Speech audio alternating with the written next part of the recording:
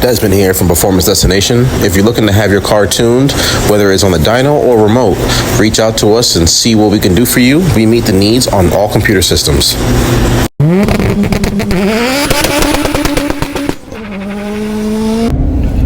So we got a Evo coming in today, Haul Tech car.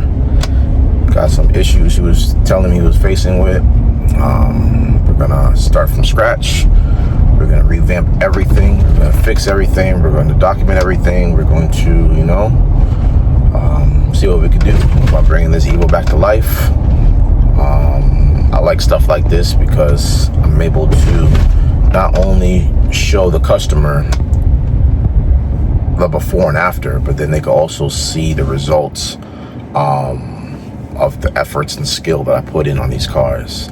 They know how they know how their car drove beforehand, and then by the time I touch it and I get into it, then we'll see how it drives afterwards with my sauce on it. Oh, and there she goes. Another one for us to get working on and dialing in. Can we at least do something, Yeah. And I finally get a hold of you, and yeah. So I'm gonna go through all the stuff for the injector settings. Okay. That's the first order of things for me. And let me turn this key on. I'm gonna go through all that, and then just to oversee it. And then I want to fire it up, and I want to see how it's running as is without nothing, no changes, anything like that. But I may have to redo some stuff because let's see.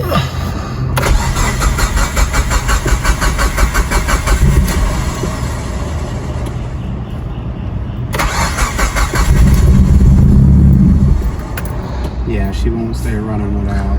Nah, she won't stay running. Took a lot of adjustments to get this where we going. Let's test it out.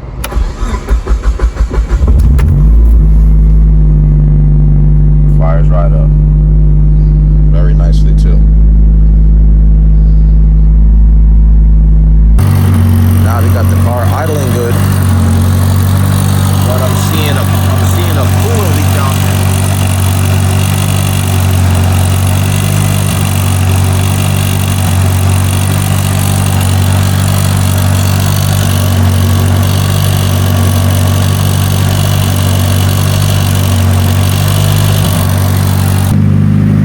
What a pain. Brand new map. I have no settings to go off of, nothing to make for reference. So this is just me uploading something and trying to wing it until I can get in there and really see what's going on. But so far it's idling and it's running good. So we gotta figure out what's going on with that coolant situation. The wires on his idler control valve is also cut too. So.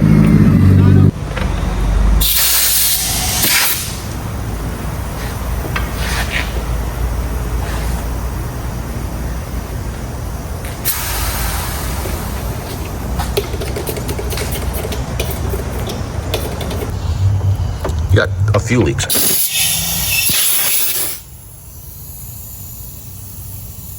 Here in this corner, that fitting's leaking. But you can hear it in the corner. I think that's the fitting that goes to the turbo too. But you can hear it in this corner somewhere. So even on the Mac valve, it's leaking. I think on the lines and stuff like that as well. Just pressurize it and check.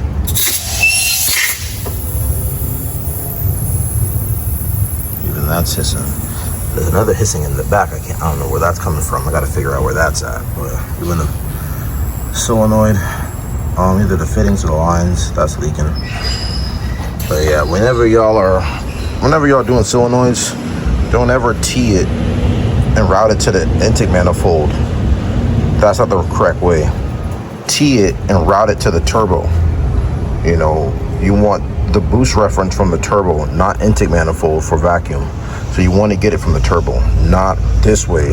And you also don't want to have long line of plumbing going all the way straight through around that way, that long of a line of plumbing for your boost control solenoid. On Evos, you tend to keep it right here on the driver's side, and then everything you need is just all right here. It's real short.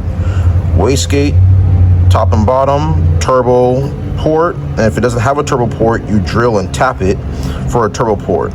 Even from factory, the Evo 8s and 9s and all the Evos, they come with the J pipe, and it has a little turbo fitting on it on the pipe, so you can connect for boost reference. It's the same thing. If your turbo don't have it, you drill and tap it, or you can drill, tap, and even weld a bung on there too. Just make sure you thread it and everything's nice and clean threads, and then you just run it right to the boost control solenoid source. Don't move the boost controller to be convenient for a catch can or whatever else going on. You know, you want your line of plumbing to be short as possible, for better response on the boost controller, better response on any settings I put on there for boost control. Don't want it to be wrapping all the way around the engine bay and whatnot. So make sure you have that plumbed properly to turbo and close as possible to turbo and gates. And also, anything to do with a race car, street car, or performance car, or anything electronic in general, never run butt connectors.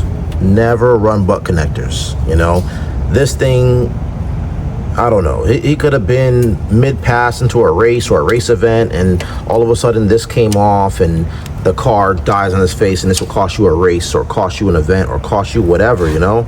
It'll cost you headache because you don't know what's going on. You're chasing down that. So you want to make sure you don't ever use butt connectors for anything electronical, especially for a boost controller. Never do that.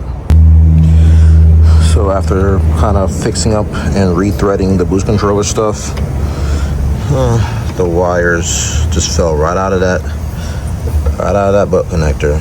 So now that's another situation there too. Let's see how this thing, the engine's kind of cold now, a lot cooler.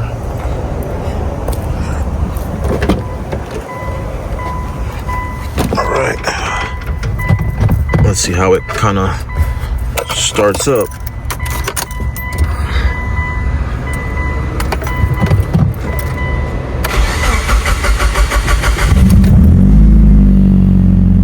Perfect. I like it.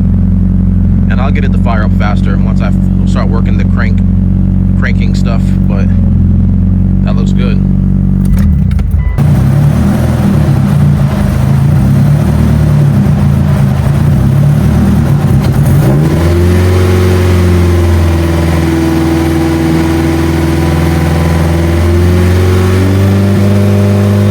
You gotta have the right plugs on these cars, you know?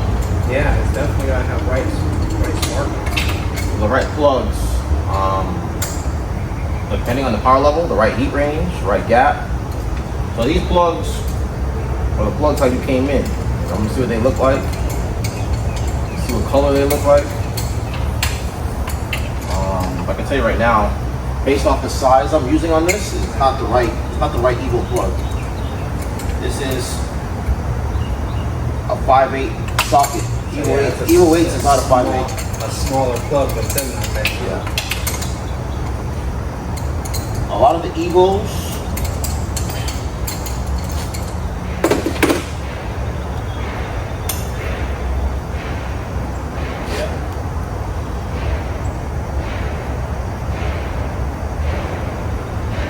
it's just not the right plug. A lot of corrosion on it too. So these are the correct plugs for the Evo.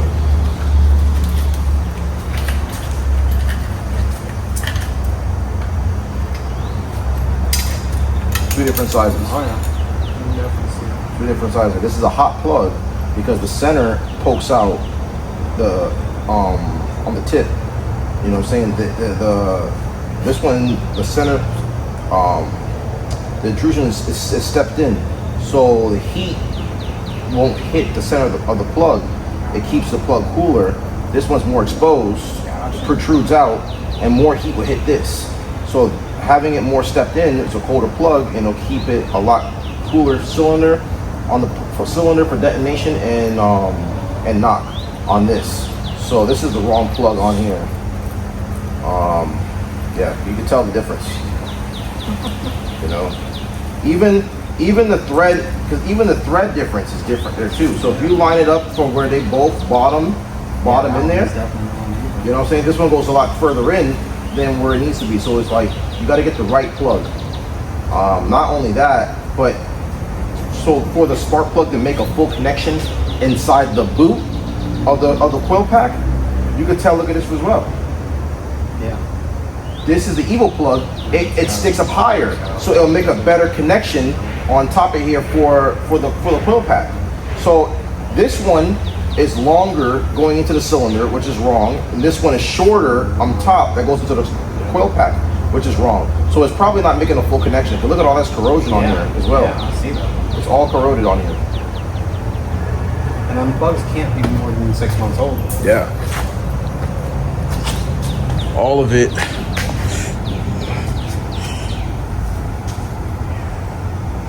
has corrosion on it.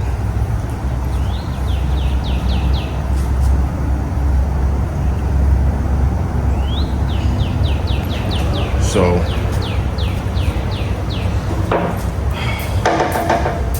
I'm going to we're gonna pull the rest. We're gonna pull the rest of them out, and I want to do a compression test. But I do still want to start tuning the car on these old plugs. I want to get everything ironed out, and if I feel the AFRs, everything looks good, then I'll drop in the new plugs. But you know, I don't want to drop it in yet until I know everything is going good. Yeah. All right.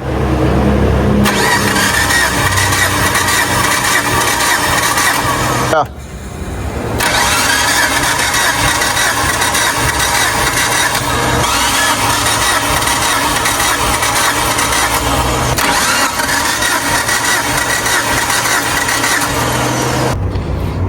So how much power are you trying to make? Honestly, man, I'd be happy to make around about 650 for it. Okay, 650? Yes, sir. What size turbo is that? It's a GT 3576. 3576. Well, you got enough fuel system for it, so we'll see.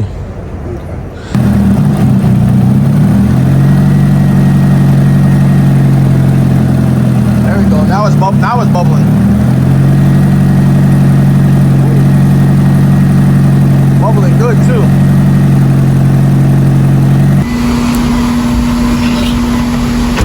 So we got everything else set up in the car.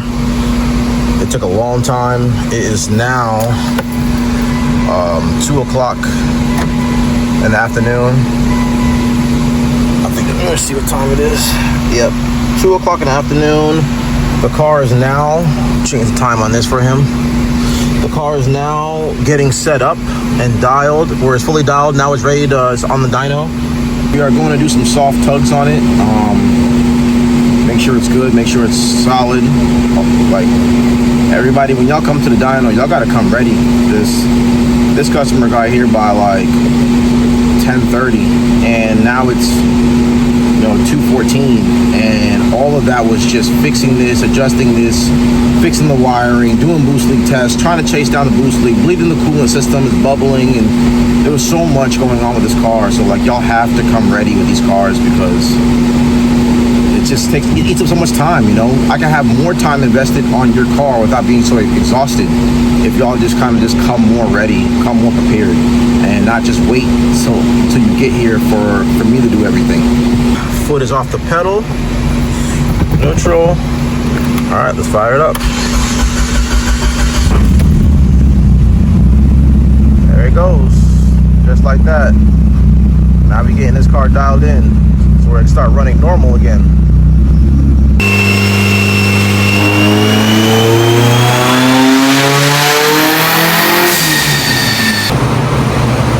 Just the first little rip.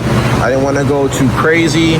I just need to know how this car performs on gate pressure on the log wise, and then I just want to do is just do a little rip and no boost on there, see how it runs, how it feels, and then we'll review the log and we'll start turning it up from there.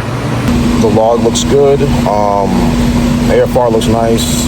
They tried to touch a 10.8, 10.9 AFR at one point, so we cleaned that up already. It looks like the wastegate spring on this is 12.5.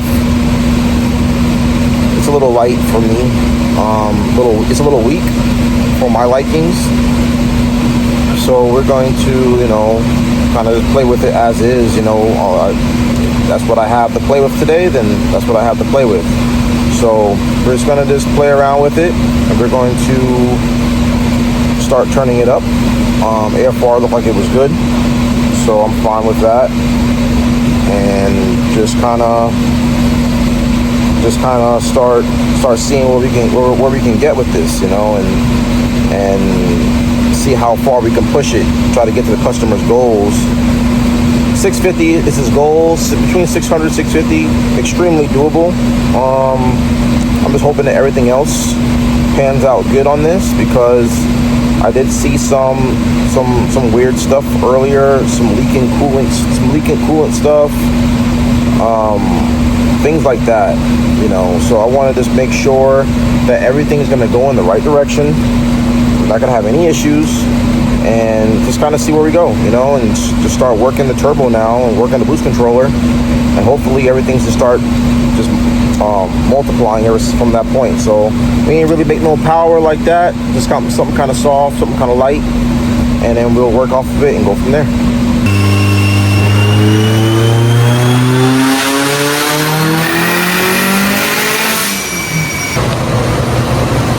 Starting to give it some stronger tugs here.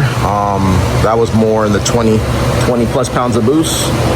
I still didn't hit my cut. My cut's at 26, so I know I'm still good below 26 pounds. I'm gonna review the log. I'm just trying to, like, the second run, I was just trying to give it some boost, and it didn't make that much of a difference. So I kind of upped the duty pretty strong, and I have my cut in there for protection in case it hits it, to see if the boost controller was working. But it's working now. I can see it. Power jumped up. Power band's nice and linear and smooth, and now I have something to work off of now and get it even ironed out even better now. So we're slowly waking this car up now. It's going in the right direction.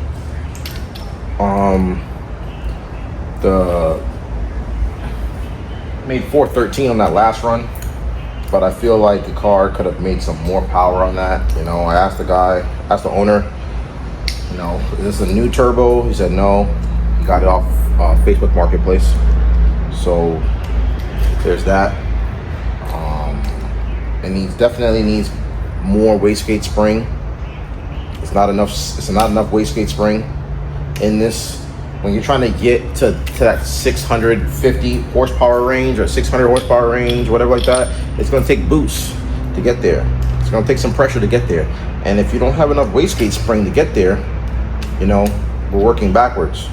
Because if you're at 12 psi on the gate, you know, when we start creeping up to try to get to that 650 horsepower range, it's going to take more boost pressure, and what's going to happen is we're going to max out those 12 psi springs in there, and the car is not going to want to make power because the springs is going to be maxed out. And when the spring starts getting maxed out, then it's not going to make more boost, and then you're going to also see it on the graph as well.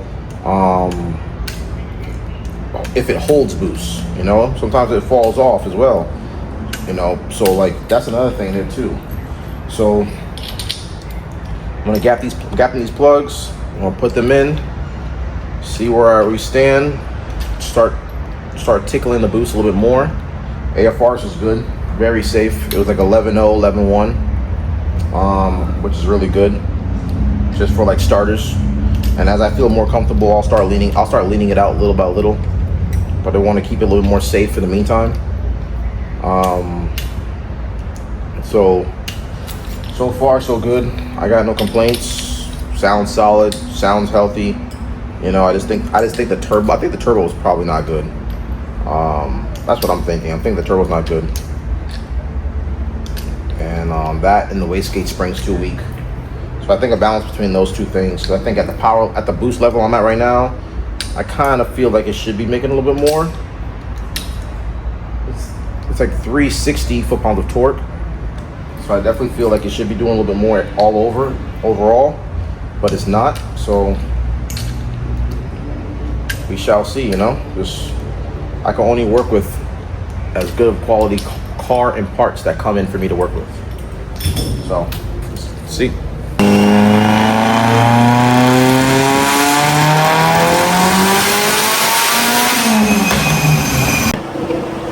So the car definitely woke up some more, you know. Found another 70 something wheel, another 50 something foot-pound of torque. Power band is looking really, really good now. It's starting to come alive, but this turbo, I can tell you right now, between this turbo and the gate spring, it's starting to really feel like it's maxed out already. I definitely recommend him getting a different turbo.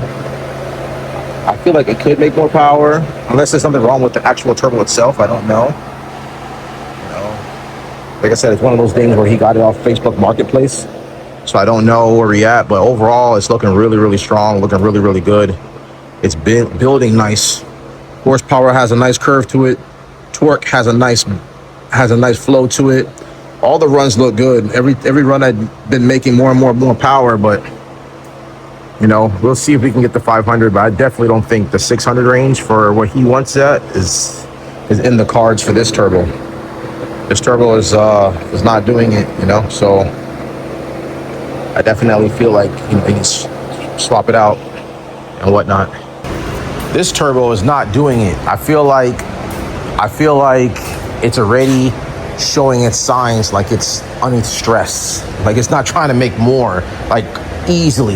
It jumped up another 70 horsepower, don't get me wrong, it's nice, but like it ain't stepping up how I want it, easy, you know. So like I definitely feel like this turbo's probably really hurt. I think this turbo probably hurt. And also I'll go along with the wastegate spring. The wastegate spring is maxed out. I definitely feel like not maxed out, but I can feel like it's starting to get there. Because there's only so much you can throw a boost on a baby 12-pound spring, you know. So it's like you can only double it, the pressure, so much before it doesn't make no more boost. So I definitely feel like the turbo is the issue here for making more power. The graph looks great, car sounds great, everything feels great, but I definitely feel like it could make way more power earlier, mid, and later with a better turbo. Don't get me wrong, the graph looks really, really good. You can take a look if you want. It looks really, really good. Like it just feels good. Definitely be stepping it up in the turbo. Yeah, definitely want to step up in turbo. The graph looks good. Horsepower, torque, it all looks good. I'm gonna see what I can do if I can try to find a little bit more hidden power in there. But the thing is with me, I don't want to force it to make power and whatnot. You have cam gears in this car? Yeah. That could also be a reason there too. So we could play with the cam gears. The cam gears would also help spool this thing faster and also maybe pick up some power. What I can do is I'll make, you know, it's up to you, you know, if you want to do the cam gear tuning, up to you if you want to do it. Because one of those things is you're already here and you don't want to like, oh, maybe this, maybe that. You know, I don't know if you're leaving power on the table by that. You know, I feel like something's off. That right there may be it. Okay. You know, that is one of those things where you have to play around it to know. You make an adjustment one way, you kind of test it out, see how it goes. If it makes some power, cool. Or if it loses power, cool. Then we make adjustment the 2 degrees back the other way from the original and test it out. And if not, either way, if it doesn't make power, then we go back to the adjustment where we had it at. Gotcha. You know, it's one of those things. But if it did, then if we made an adjustment like, oh shit, picked up 50. Oh shit, we picked up 60. We picked up 80. You know, we picked up 100. Type of deal. We don't know. Okay. So you're here trying to find the issues and find the hidden power. So if you want to, we can. Let's do it. All right. So we made some cam gear adjustments and we're going to run it back and see what it does. And if it picks up power, cool. So that means we're going one step in the right direction. If not, we can always test it a couple different other combination of ways. And if it doesn't make power, then we just put it right back to where it was originally. And that'll be the end of that. So You know, I'm always trying to find everywhere where the hidden power or what's holding the car back. So this way, all options are exhausted.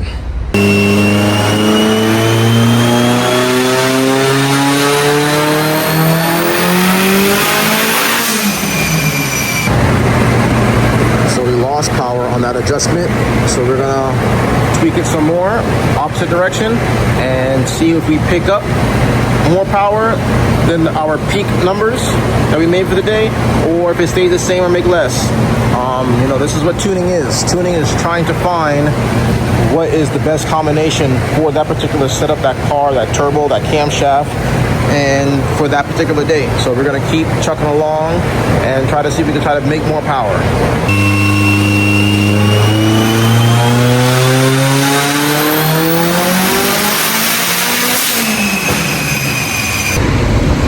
That last run just now did really good. We did 2 runs before this last run to kind of see what the cam gear adjustment wants, but it didn't want nothing. It didn't want from right where it was. Is what it wanted, and so I'm gonna leave it right where it's at for there. Now on that last run, I just did kind of started playing with the boost control strategy a little bit more. I want to start waking it up early, but I tapered it pretty strong because I didn't know if it was going to like over boost. I got to be careful, you know. It made 574 and 508 foot-pounds of torque. Really good. Power band picked up a lot over the last run, but I saw it went a little rich, like 10.8 AFR, 10.8, 10.9. So I'm gonna clean that up some and see what I could do, and then, you know, just kind of go from there and see what kind of where I'm at with this. You know, I think I can squeeze some more out of it. I don't want to force it now, but I just want to see. I want the car just to run at its most efficient. That's it. Run at its most efficient and healthy, and let's go from there.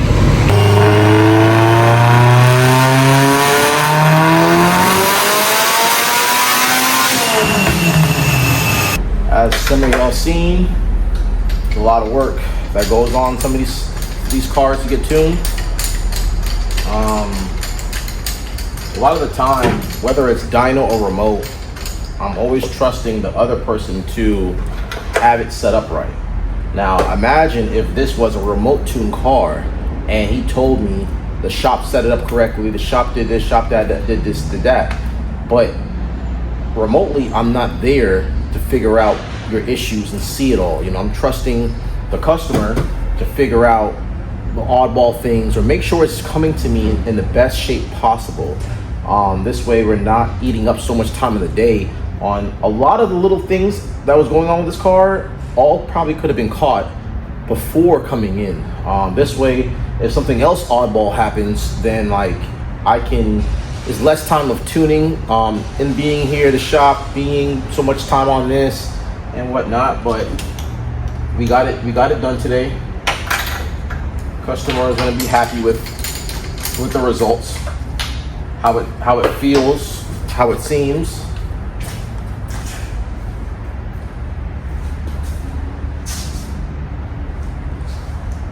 A lot of work has went into this.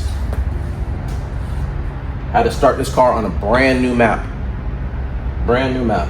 So, which is okay. I'm okay with that. You know, I don't like using anybody's work anyway. Customers come to me with a problematic car. I don't want to chase down the problems that ECU, that car came in with that tune, with that on that ECU.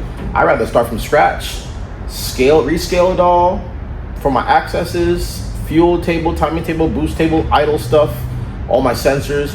I'd rather do it that way and have it, and knowing that I have it set up correctly, versus I'm chasing down some compensation going on in the background or something going on in the background that I'm not seeing. I'm fighting for it, and it's causing a headache, or customers calling back like, hey man, it's still doing this, it's still doing that. I don't want those kind of problems. So I'd rather start off on a fresh slate, and I keep testing out everything, on and off, idle, AC on and off, cruising, drivability, wide open.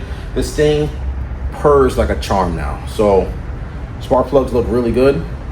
I'm happy with this. It's extremely healthy.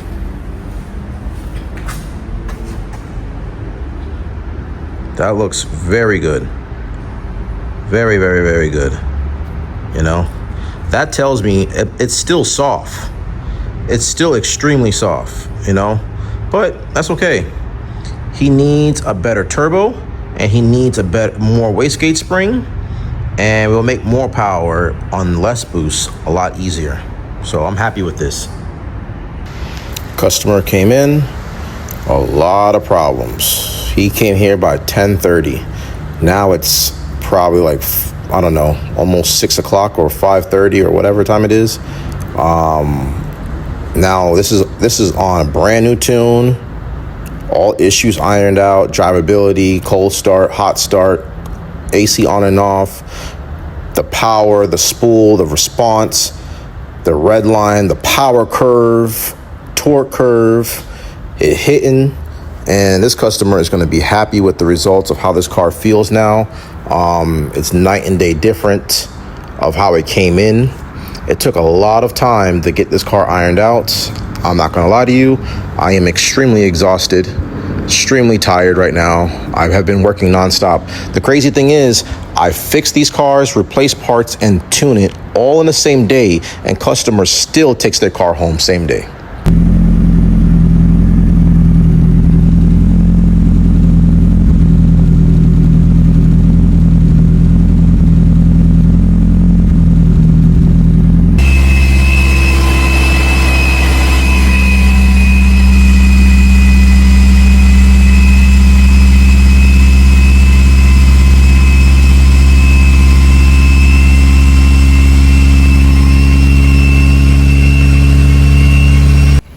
All right, so we have many adjustments I made trying to get this car to fire up faster.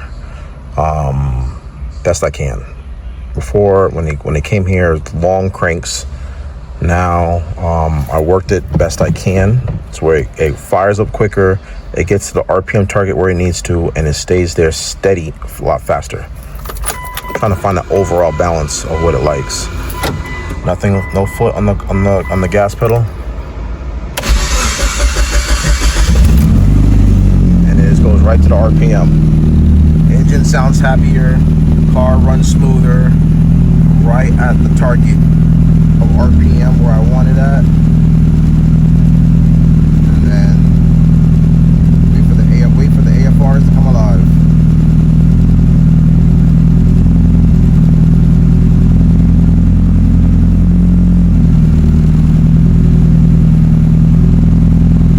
And it starts to level out.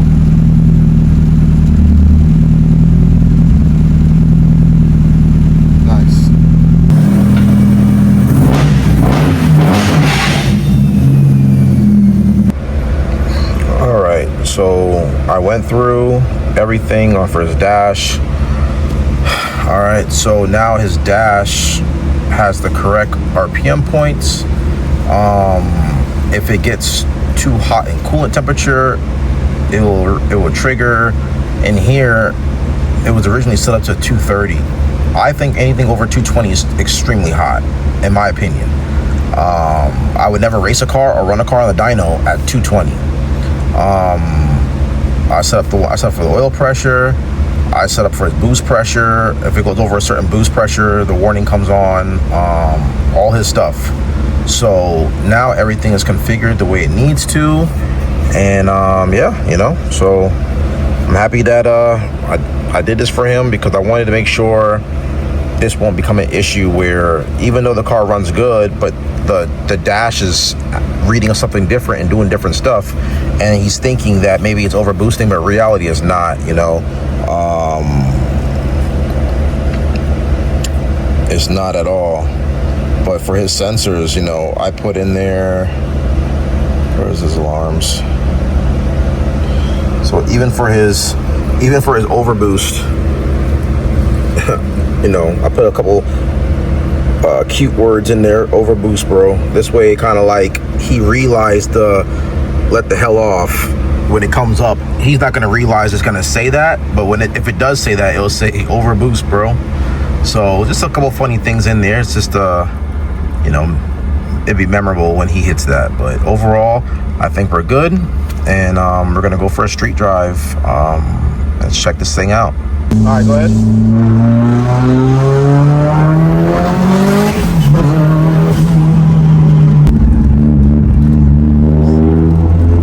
Let that car turn, and actually, yeah, go ahead, make a hit.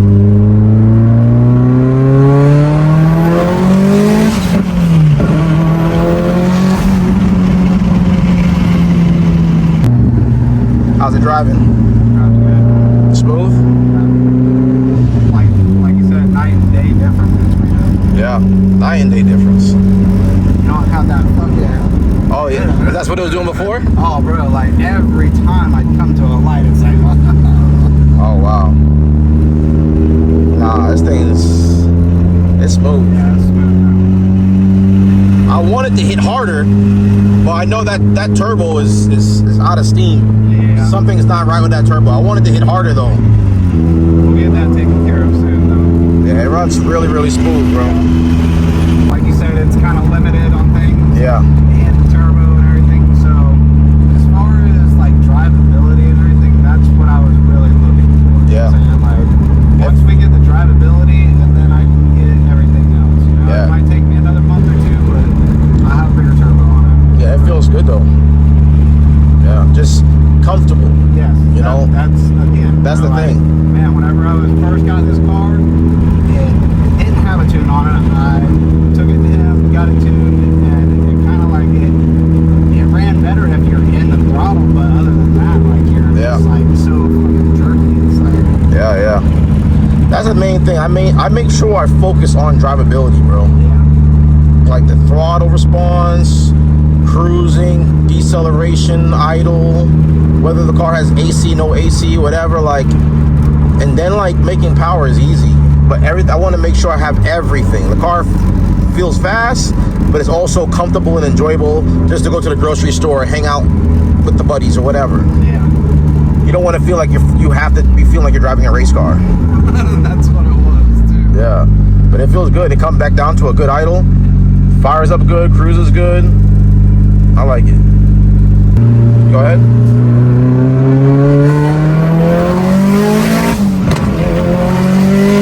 All right, bro. Tell me how did it go today? How was your experience?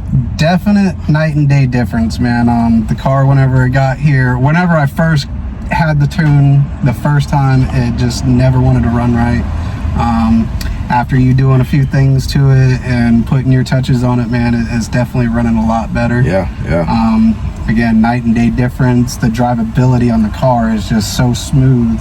Like, I mean, it's like driving a stock car again. Yeah, it felt great. Yeah. I didn't feel this thing buck one time or die out or stumble. I was paying attention. I was as you're driving and talking, but I'm paying attention to see if I can feel it like jerk or if I feel it like and stumble. But like that's what it was doing the whole time before you even got a hold of it. Yeah, it felt good. How did it feel when you went to them pools? Definitely pulls harder than what it used to. It definitely does. All right, bro. I appreciate you. Yeah, where you coming from? Bro. Tampa. Yep, Riverview actually. Tampa, Florida. Yes, sir. All right.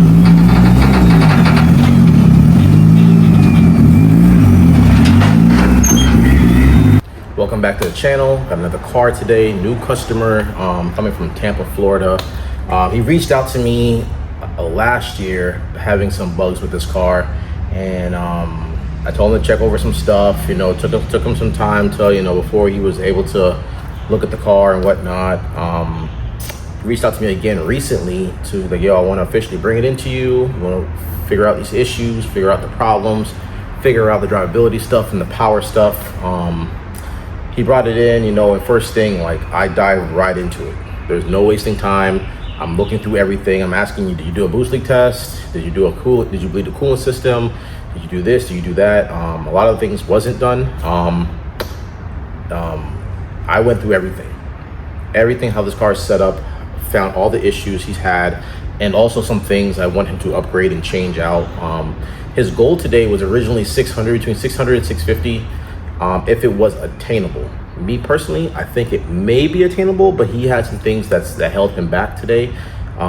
His wastegate spring was way too low, way too weak. It was like 12 pounds of boost on the gate, which is very low, especially for upper boost pressure. If you want to get to that 600 range or 650 range, you're going to need to be at some strong boost pressure. So anything above over 30 something pounds, you need to at least have a stronger spring than just that 12 pounds of spring, gate spring.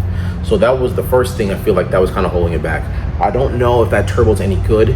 He got this turbo off of Facebook Marketplace, so I don't know the quality of it, don't know the health of it. He doesn't know the health of it. He don't know the quality of it. So I'm just kind of going through and tuning the car, how it needs to be set up for the potential that's in the conditions it's in right now. We was close though, you know. We started playing with the cam gear adjustment. We started playing with all type of stuff just to see if there's any hidden power there. We finished it right at 574 and 508 foot-pounds of torque. By the torque number, it tells me it wants to make the horsepower, because typically you're not at 500 foot-pounds of torque and 500 something horsepower. So it wants to make the horsepower, but it's just the turbo could just be blowing hot air. The turbo seals could not be good. Turbo just could just not be efficient. There's a lot of things on that. Also, a particular camshaft that you use, that could also be the difference in the power band, the spool, the effect of the overall performance. But I think today what lacked him was his turbo and wastegate. He had enough fuel pressure. He had enough fuel system, injectors, 2150s, and double pumper, dual 450s, and a full-size regulator. Finally, customer came in with a full-size one. But overall, like our first run at 12 pounds of boost, it was like 212, 281, and I really feel like that's probably on the low side for that boost pressure. But you know, like I said, I don't know the condition of things. He don't know the condition of things. This is the dicey part whenever you are buying used parts. When you buy used parts, that's the things. You know, you want to get, before you buy your parts, you want to get with your tuner, or if you're looking to tune with me, then you want to sit down and we'll do a consultation and map out the right turbo, right camshafts, right wastegate springs, right fuel system, what computer system, everything. Because the thing is, you waste money within a shop doing the work for you and buying the wrong parts, wasting that money for you to do your setup 2 times over or 3 times over.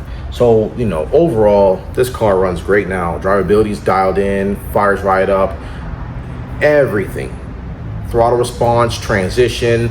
Before, he said he never was able to get his two-step. Two-step is giving problems where he couldn't get it, he couldn't activate it. Now he has two-step on here. You know, I'm pretty sure he's not going to launch it, but maybe he just wanted to play around with it. That's perfectly fine. You know, y'all buy these parts, this ECU, all these stuff for your personal needs. This is not for my needs, your personal needs. If you want two-step, cool. If it's within my means and everything works good and it sounds good, runs healthy with it, I set it up, I program it to your likings. As long as it's safe, I'm fine with that. But overall, power strong. I feel like a better turbo is what's needed for this car, probably a bigger turbo, so I can like back half this power a lot better and carry out a lot better. But I can tell you right now, when he feels this torque, it's gonna come on. I can feel it. And in the car on the dyno, when I can feel the back end starts leaning back and it starts squatting, and then when I let off the throttle and it pops up, I know it's gonna hit. When the boost comes on, as I started working the boost control strategy a lot better, all it is, it just starts taking off.